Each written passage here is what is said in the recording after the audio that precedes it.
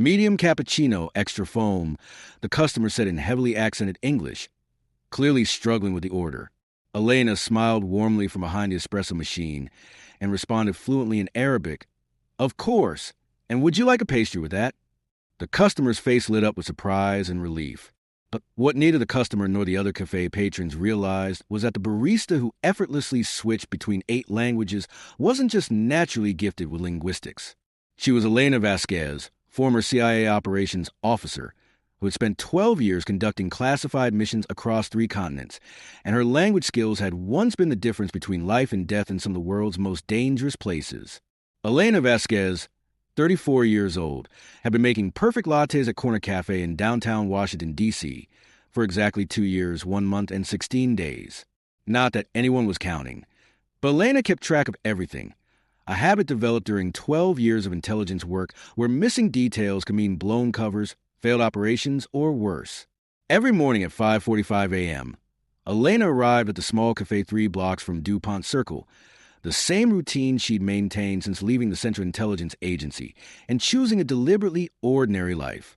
She unlocked the door, disabled the alarm system, noting that the cafe's security was adequate but not sophisticated, and began a methodical process of preparing for another day of serving coffee to Washington's diverse professional population. The regulars knew Elena as the efficient, friendly barista who somehow managed to communicate with every customer, regardless of their native language.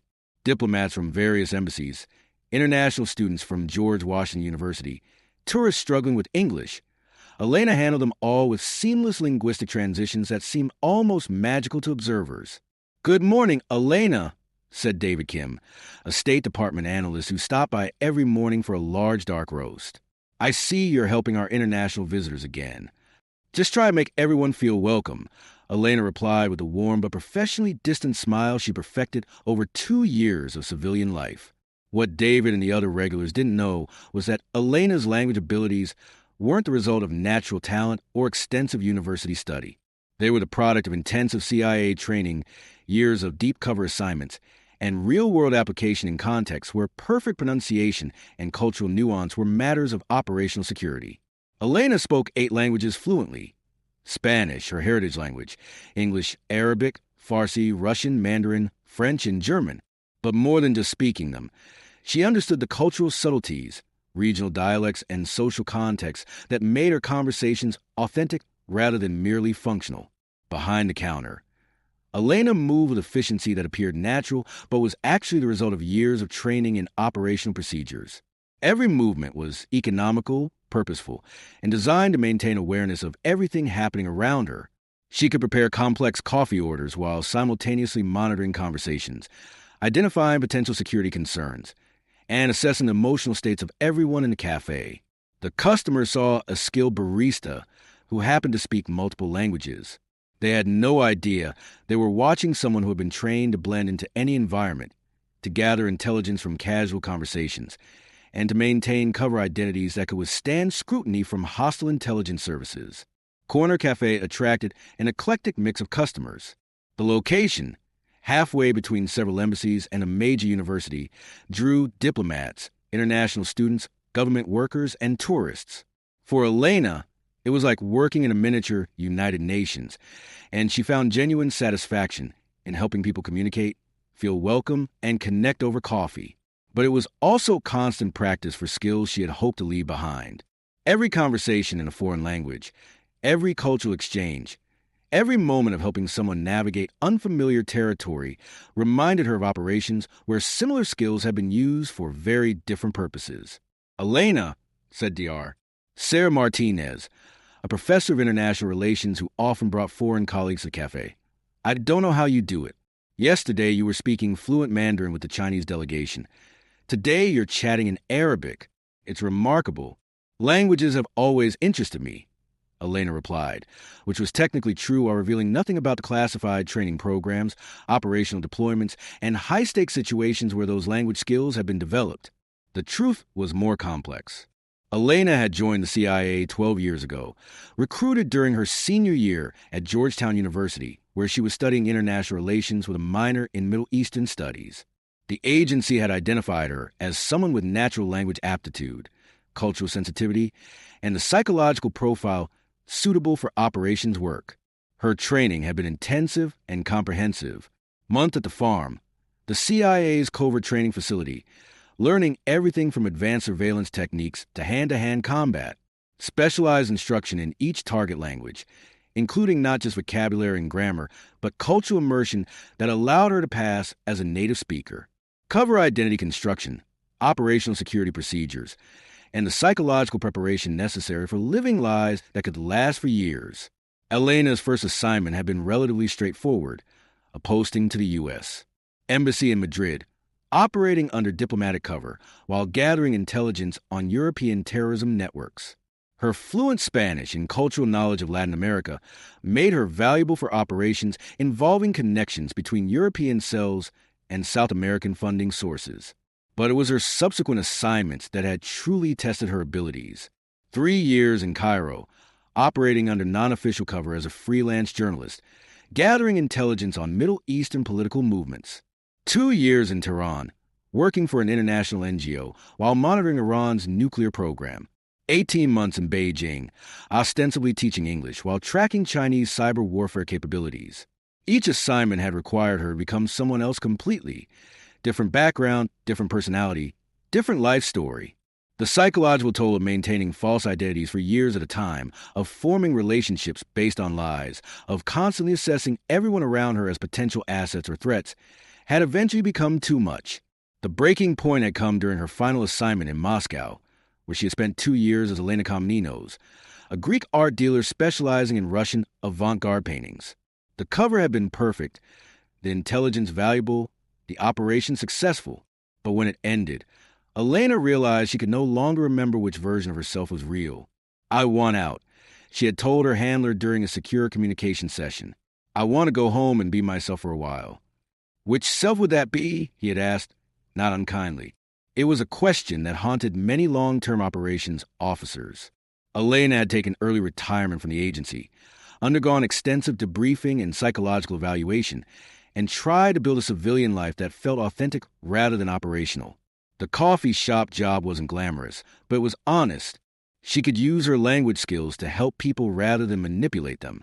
She could have conversations without calculating their intelligence value. She could be friendly without wondering if someone was trying to recruit her or expose her. Most days, the transition worked well. Elena found peace in the simple rhythms of cafe work, satisfaction in customer service, and genuine pleasure in the cultural exchanges that happen naturally when people from different backgrounds shared the universal experience of needing caffeine. But sometimes, her past would intrude in ways that reminded her that certain skills never completely fade. Like the Tuesday morning when 2 men entered Corner Café speaking what sounded like casual conversation Arabic, Elena's trained ear immediately identified as operational communication, coded language patterns used by intelligence services to convey sensitive information in public settings. Elena continued making coffee, but her situational awareness increased dramatically. She began listening more carefully, observing body language, and noting details about the men's behavior that would have been invisible to civilian observers. The conversation was definitely not innocent tourism or business discussion. The men were discussing surveillance patterns, security vulnerabilities, and timing considerations for some kind of operation. Elena couldn't determine if they represented a foreign intelligence service, a terrorist cell, or some other kind of threat. But their presence in a cafe frequented by government workers and diplomats was deeply concerning. Elena faced a dilemma that perfectly encapsulated her struggle with civilian life. Her training and experience told her that this conversation represented a potential security threat that should be reported to appropriate authorities. But reporting it would require revealing her own background, potentially compromising her civilian cover, and definitely ending her carefully constructed ordinary life. She chose to listen and observe while maintaining her barista cover, hoping to gather enough information to assess the actual threat level without revealing her own capabilities. The conversation continued for 20 minutes, with the men occasionally switching to French and German, languages they apparently didn't realize Elena also understood fluently. By the time they left, Elena had identified them as representatives of a foreign intelligence service conducting surveillance on U.S. government personnel who frequented the area. Elena spent the rest of her shift wrestling with the knowledge she'd gained and the decision of what to do with it. She could contact her former handler of the agency, but that would mean re-entering a world she'd worked hard to leave. She could report to local FBI counterintelligence, but that would require extensive explanation of how a coffee shop barista had managed to interpret coded intelligence communications. The decision was made for her when Dr. Martinez returned to the cafe that afternoon with a colleague Elena recognized from previous visits, Dr. James Wright, a professor of Middle Eastern Studies who also consulted for various government agencies. Elena, Dr. Martinez said, "I'd like you to meet my colleague, James. He's visiting from the University of Virginia, and he's been impressed by your language skills." Dr. Wright ordered coffee in Arabic, testing Elena's pronunciation and vocabulary. But his questions became increasingly sophisticated, probing her knowledge of regional dialects, cultural nuances, and political terminology that went far beyond what a casual language learner would know. Elena realized she was being assessed, either as a potential security risk or as someone with background that didn't match her current position. Her responses were careful, demonstrating competence without revealing the depth of her expertise. After Dr. Wright left, Dr. Martinez lingered at the counter. "Elena, James is wondering about your background. Your Arabic is remarkably sophisticated for someone working in a coffee shop. He's curious about where you learned to speak it so well." Elena felt the familiar tension of cover maintenance, the need to provide an explanation that was satisfying without being revealing. "I studied in Cairo for a semester during college," she said, which was technically true if you considered intelligence operations as a form of study. "Really?" James spent 2 years in Cairo. He said your accent and vocabulary suggests much more extensive exposure than a single semester abroad. Elena realized her civilian cover was beginning to unravel under scrutiny from people with relevant expertise. The language skills that made her valuable as a barista were also what made her suspicious to academics and government consultants who understood the difference between classroom learning and operational proficiency. That evening, Elena made a decision that surprised her. Instead of trying to reinforce her cover story or consider relocating to maintain her anonymity, she called a number she hadn't used in 2 years. "Jim, it's Elena Vasquez. We need to talk." Jim Morrison had been Elena's final handler at the agency, the one who had managed her extraction from Moscow and helped facilitate her transition to civilian life. He was one of the few people who knew her real identity and her current location. "Elena, good to hear from you. What's going on?" Elena explained the situation, the suspicious conversation she'd overheard, the academic scrutiny that was threatening her cover, and her growing realization that complete anonymity might not be possible for someone with her background and skills. "Elena, you've got 2 options. You can disappear again, relocate, and build a new civilian identity. Or you can consider that maybe complete separation from your past isn't realistic or even desirable." "What do you mean?" "I mean that your skills have value, even in civilian life. There are legitimate ways to use your experience without returning to operations work. Teaching, consulting, analysis work that doesn't require deep cover, but does require expertise." Jim's suggestion led to a conversation that Elena had been avoiding for 2 years, whether she could find a middle ground between her intelligence career and complete anonymity. The next day, Dr. Martinez returned to Corner Café with an unexpected proposal. "Elena, I've been thinking about our conversation yesterday. I'm developing a program for training diplomats and international development workers in cultural competency and language skills. Would you be interested in teaching some classes?" "I'm not a trained educator," Elena replied, "but you have something more valuable than formal teaching credentials: practical experience. The way you communicate with people from different cultures, the ease with which you navigate language barriers, the cultural sensitivity you demonstrate. Those are skills that can't be learned from textbooks." Elena realized that Dr. Martinez was offering her exactly what Jim had suggested: a way to use her expertise legitimately without revealing its origins. What kind of teaching would this involve? Practical workshops on cross-cultural communication, language immersion techniques, and cultural awareness for people working in international settings. Nothing classified, nothing that would compromise your privacy, but work that would benefit from your obvious expertise. Elena accepted the teaching position while continuing her work at Corner Café. The combination allowed her to maintain the ordinary routine she'd grown to value, while also using skills that had been lying dormant. Her first workshop was with a group of Peace Corps volunteers preparing for assignments in Arabic-speaking countries. Elena taught them not just language basics, but cultural nuances that would help them be more effective and safer in their assignments. Language isn't just about vocabulary and grammar, Elena explained to her students. It's about understanding context, reading social cues, and recognizing when communication is happening on multiple levels. One student asked about Elena's own experience in the Middle East. Elena provided a carefully edited version of her background: extensive travel, cultural immersion, and international work. That was truthful without being specific about the nature of that work. The teaching gave Elena a sense of purpose that she hadn't realized she was missing. She was still helping people, still using her skills to build bridges between cultures, but now she was doing it openly rather than covertly. 6 months into her teaching work, Elena received an unexpected visitor at Corner Café. A young woman approached the counter speaking rapid Arabic, clearly distressed and having difficulty communicating with other staff. Elena responded in Arabic, quickly determining that the woman was a Syrian refugee who had become separated from her resettlement caseworker and was lost in an unfamiliar city.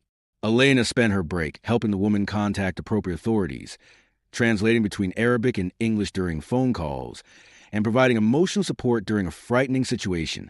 Dr. Martinez, who witnessed the interaction, approached Elena after the woman had been reunited with her caseworker. Elena, what you just did, that wasn't just language translation. That was cultural mediation, crisis intervention, and psychological support. Where did you learn to handle situations like that so effectively? Elena realized that her intelligence training was evident not just in her language skills, but in her ability to assess situations quickly, manage crisis communications, and provide support under pressure. I've had experience with cross-cultural crisis situations, she said carefully. Elena, I think you're significantly more qualified than your resume suggests. Would you be interested in a more formal position? The university is developing a program for refugee resettlement support, and we need someone with your combination of language skills, cultural competency, and crisis management experience. The job offer represented another step toward integrating Elena's past experience with her civilian life. She would be working with refugee populations, using her language skills and cultural knowledge to help people navigate American systems while adapting to new lives. Elena accepted the position, reducing her hours at Corner Café, but maintaining the connection that had become important to her sense of normal routine.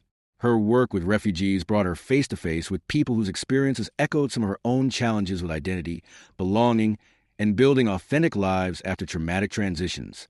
The parallel wasn't exact. She had chosen her dislocations while refugees had experienced forced displacement, but there were similarities in the psychological challenge of rebuilding identity and finding authentic community. Miss Elena, said Amira, a teenage Iraqi refugee Elena was helping with college applications, you understand things differently than other Americans. You know what it's like to live between worlds. Elena realized that Amira was right. Her intelligence career had taught her to live between worlds, to maintain multiple identities, to adapt to different cultures. Those skills, developed for espionage purposes, were now helping her connect with people facing their own challenges with cultural adaptation and identity formation. A year after beginning her refugee work, Elena received a phone call that connected her current life with her former career in an unexpected way. Elena, this is Jim Morrison. I have a situation that might interest you. We have a former asset, a woman who provided intelligence for us in Syria before seeking asylum in the U.S. She's having difficulties with resettlement, partially because she doesn't trust the social workers assigned to her case. She's requesting a caseworker who has intelligence background and understands her situation. Elena realized that Jim was offering her contract work that would use both her intelligence experience and her current expertise in refugee resettlement. What would this involve? Helping her navigate the asylum process, providing psychological support for someone dealing with the aftermath of intelligence work, and serving as a cultural liaison who understands both sides of her transition. Elena accepted the assignment, which led to additional contract work with other former assets and intelligence personnel dealing with resettlement or transition challenges. The work gave Elena a sense of closure about her intelligence career while providing meaningful application of her experience.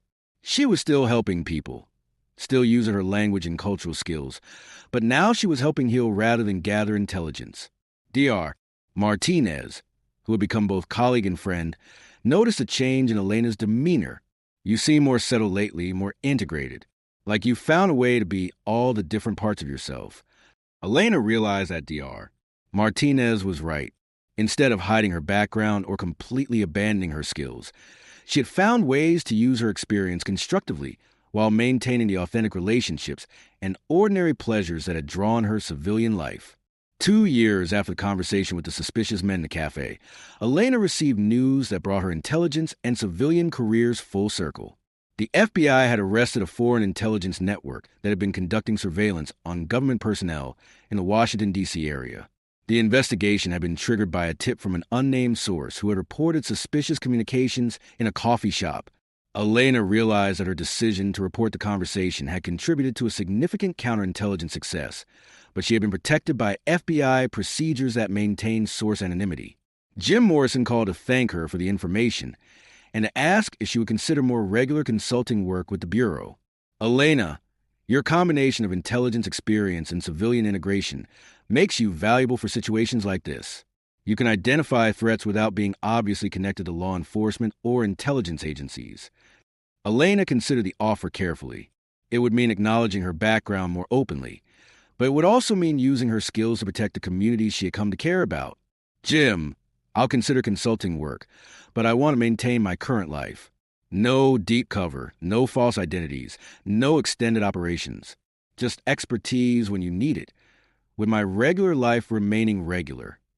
The arrangement they developed allowed Elena to contribute to national security while maintaining the authentic civilian life she had built.